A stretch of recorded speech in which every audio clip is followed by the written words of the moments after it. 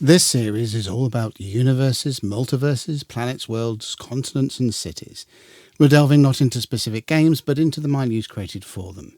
We'll be looking at where these settings came from, their major features, and why you should consider them for your own gaming experiences. From Kazan, the city of monsters, to Gull, the city of terrors, Trollworld has been the slow burn default setting of the Tunnels and Trolls game for decades.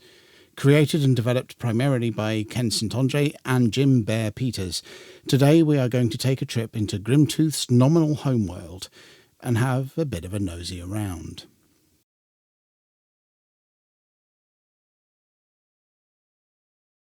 Ken St. Andre created the seeds of the setting, with Bear Peters laying out further chunks of it, along with several notable Tunnels and Trolls authors, Liz Danworth, Mike Stackpole and others. The world, or rather sections of it, have served as locations for both Tunnels and Trolls and Monsters scenarios and campaigns, most often independently of the rest of the world at large. For example, the solo adventure Arena of Kazan is set in the capital city of the Empire of the Goddess, on the continent of Ralph. But the adventure doesn't really care much about that. It's self-contained. This is true of pretty much all of the various adventures. City of Terrors is set in the city of Gull, on the island of Foron, but that is never an important factor to the adventure. For much of the setting's history, this has been the case. It is very sparse and loose, existing as little more than a collection of maps of a humorous nature, as befitting the games to which it is most associated. Within the 5th edition of Tunnels and Trolls from 1979, St. Andre added a short section on Trollworld, including some brief details intended more for use as examples to game masters setting up their own worlds for play. The connection between TNT and Trollworld as a default setting became implicit with the game's 7th edition, published by Fiery Dragon in 2005. This edition referred to character types as inhabitants of Trollworld, using distinctly Trollworld-centric language. This continued into edition 7.5 with further details and a coloured map added, which didn't match up with St. Andre's previous descriptions, several cities being in the wrong places and so on. But with such scarcity of information out there up to date, I'm not surprised inconsistencies exist. Anyway, the world in 7.5 is named Cabal, or Cabal, and it has an over 100,000 year chronology that goes from the Stone Age civilization of trolls through to the world's destruction. With 2015's deluxe edition of Tunnels and Trolls came a gazetteer of Trollworld. Gone was the name Cabal, and all of the cities, according to St. Andre, were now in the correct locations. The nigh 60 pages of information on the world, and some of its cities, within the deluxe volume, in addition to the coloured maps that came with it, remained the most extensive published work describing the world to date. In addition, in 2018, St. Andre added a new sourcebook describing the newly discovered Trollworld continent.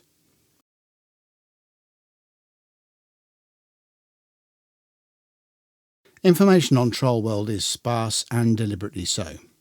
One of the assumptions of the old school, if you want to call it that, is that you made stuff up. Back in the 1970s, when both Dungeons & Dragons and Tunnels and Trolls arrived, campaign settings did not exist.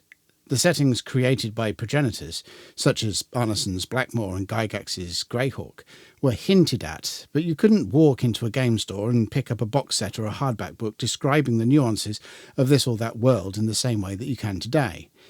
As we've discussed in the Wildlands episode in this series, Judges Guild changed the make stuff up yourself attitude a bit by proving that adventures and settings were saleable commodities. And so we entered in a kind of arms race where literally armfuls of books can be had, providing encyclopedic knowledge about this or that world. Through all of that, Trollworld has resisted becoming described to the nth degree, remaining distinctly old school, both in material and in form. I say in form because no one really gave a damn about geography, logic, or any of those other tiresome real-world feeds when creating worlds populated with dragons and fireball-hurling wizards. The answer of the day was very much what is most fun, not what is most realistic. And so it is, in Trollworld, we have 4 continents, all mapped out in certain forms and named according to those forms. Ralph, spelled in a variety of standard and exotic ways over the years, also known as the Dragon Continent, is shaped like a dragon. It is here that the Empire and Kazan sit, at its head. Zor, the eagle continent, is shaped like an eagle in flight, and is inhabited by lava trolls, fire dwarves, and eagle men, alongside the humans that are ubiquitous to the world in general. Mainland, also known as the unicorn continent, is, you guessed it, shaped as a unicorn's head. Those 3 continents are summarised within the deluxe Tunnels and Trolls rulebook. A 4th continent, Pavo, or the Peacock continent, shaped like a peacock, surprise, is described in its own supplement from Troll Godfather Press. Scattered in and around these continents are numerous islands, some bigger and more important than others, but all offering their own adventuring opportunities. In many ways, Trollworld and Titan, the world of the fighting fantasy books, are cut from similar cloth. Both worlds are expressly pieced together for the purposes of having fun in gaming within specific limited areas. They both are not particularly well defined when it comes to political entities, armies marching to face national foes, or anything resembling a defined metaplot. They both do not particularly care about real-world accuracies in geographical patterns. They just are, created to serve gaming, existing to be fun places to adventure within. So what can you really expect from Trollworld? Well, a series of maps with some vaguely defined locations marked on them, with a lot of humour and whimsical fantasy that sniff of an earlier, more naive, and, to many, more fun age. Trollworld is not an example of an immense effort of consistent world building such as you might find with, say, Han or Shadowworld.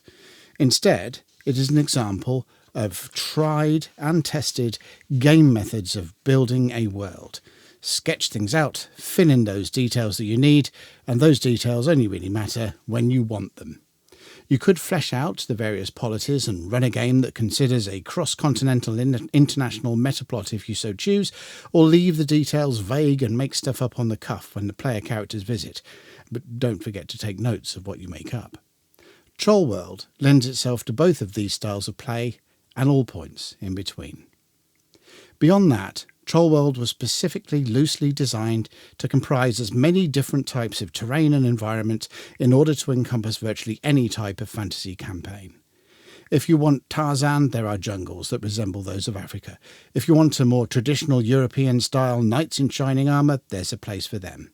It can be, and is, all things to everyone, leaving much of how the setting is to be used up to individual game masters and their players.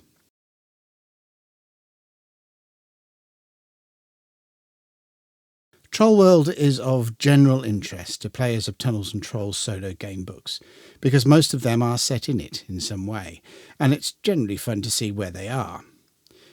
If you play the same character through a number of them, you can even track your character's journey, or perhaps decide which adventure to follow next, based on the journey your character wishes to take across the world.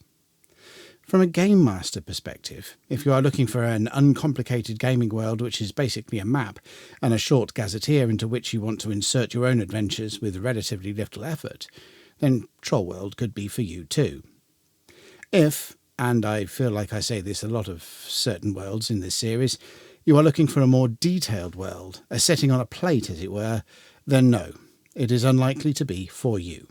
However, it does contain a lot of interesting snippets and ideas in its relatively minuscule details that can fire the imagination, so perhaps it would be for you in that sense.